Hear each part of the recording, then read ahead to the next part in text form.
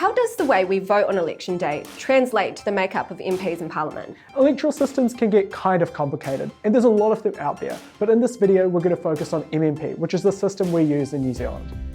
Parliament has 120 seats for MPs, or Members of Parliament. During an election, political parties want to win as many of these seats as they can. MMP, or Mixed Member Proportional, is the system we use in New Zealand to decide how those seats are allocated to MPs in Parliament. Under MMP, everyone gets 2 votes. One is your party vote, where you choose which political party you want to represent you in Parliament. The other is your electorate vote, which allows you to choose which candidate you want to represent you in the area that you live in, or your electorate. In Parliament, the candidate with the most votes in an electorate wins the electorate seat. Nice and simple. There are currently 71 electorates in New Zealand. This means that 71 of the 120 seats in Parliament are given to MPs that win an electorate seat. The remaining seats are called list seats and are given to candidates on the party list. These remaining seats are filled up proportionally to ensure that the proportion of seats a party gets in Parliament is equal to the proportion of party votes they got. To get into Parliament at all, a party must get at least 5% of the party vote. Otherwise, they don't get in. There is one catch though.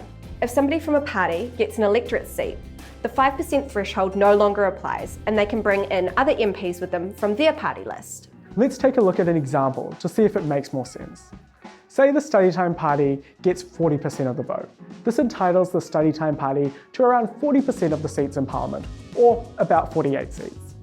Study Time Party candidates already won 35 electorate seats, so the Study Time Party will get an additional 13 seats from their party list. The NZOA party got around 15% of the vote, but they didn't win any electorate seats. This means that all 18 of their seats will come from their party list.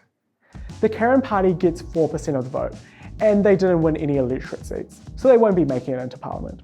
The Bloomfield party only got 2.5% of the vote, but one of their candidates won an electorate seat, so they'll get around 3 seats in Parliament.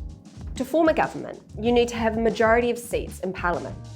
In New Zealand, it's rare for a single party to have a majority, and this means that parties have to negotiate to form a government, and there are 2 main ways that this can happen.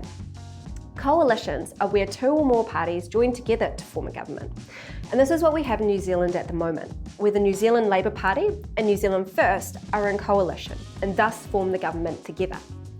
You can also have confidence and supply agreements, where one party agrees to support the government on certain issues and laws that are voted on in Parliament. This party isn't technically part of the government, but gives the government party, or parties, a majority of votes in Parliament, which allows them to pass the budget and other key laws and thus be in power. We see this in the current government, where the New Zealand Green Party is in a confidence and supply agreement with the Labour and New Zealand First coalition government.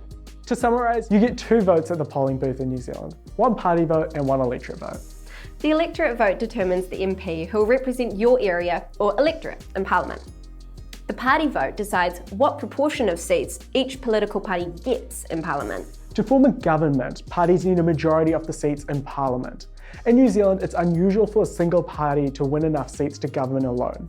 This means that they usually form coalitions with other parties, which allow them to govern together, and/or they have confidence and supply agreements with other parties that allow them to have enough votes in Parliament to have a majority and form a government. I hope you enjoyed that video. It's part of our course on New Zealand government and politics. If you want to check out the whole course, absolutely free, go to studytime.co.nz/politics.